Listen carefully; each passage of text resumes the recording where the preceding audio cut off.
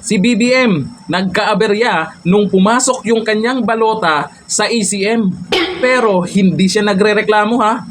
Nalaman Sana natin, all. meron palang ibang nagrereklamo na. O ito, bago natin panoorin po si Dunyor kung paano nagkaproblema o nagkaaberya yung kanyang balota dyan sa ACM, ay may paalala po tayo sa mga hindi pa nakaboto para hindi po magkaproblema kung boboto kayo sa likod ng inyong balota.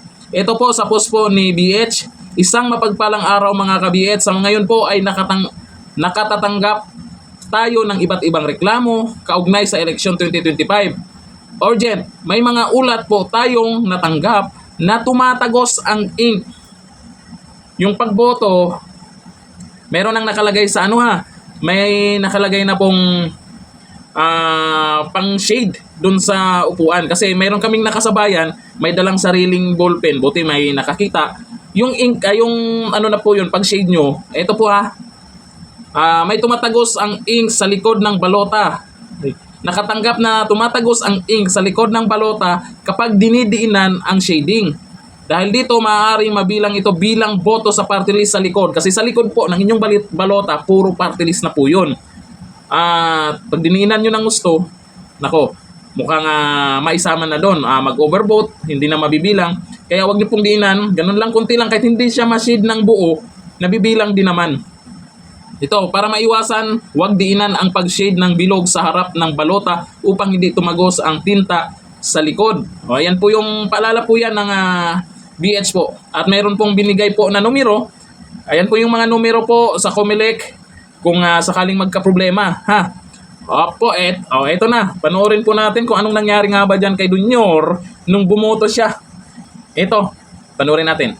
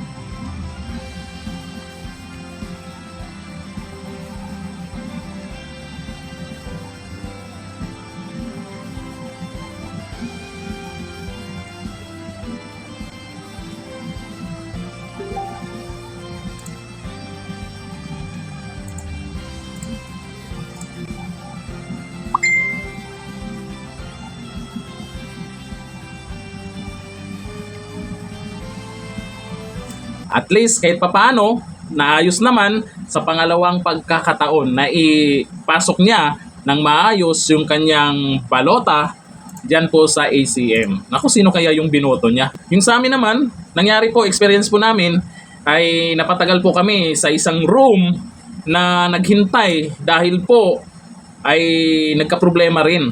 Yun nga lang, mga 30 minutes siguro ay naayos na rin. Ang problema lang po, yung room na kung saan naghintay kami, marami pong electric fan pero hindi po gumagana ang iba.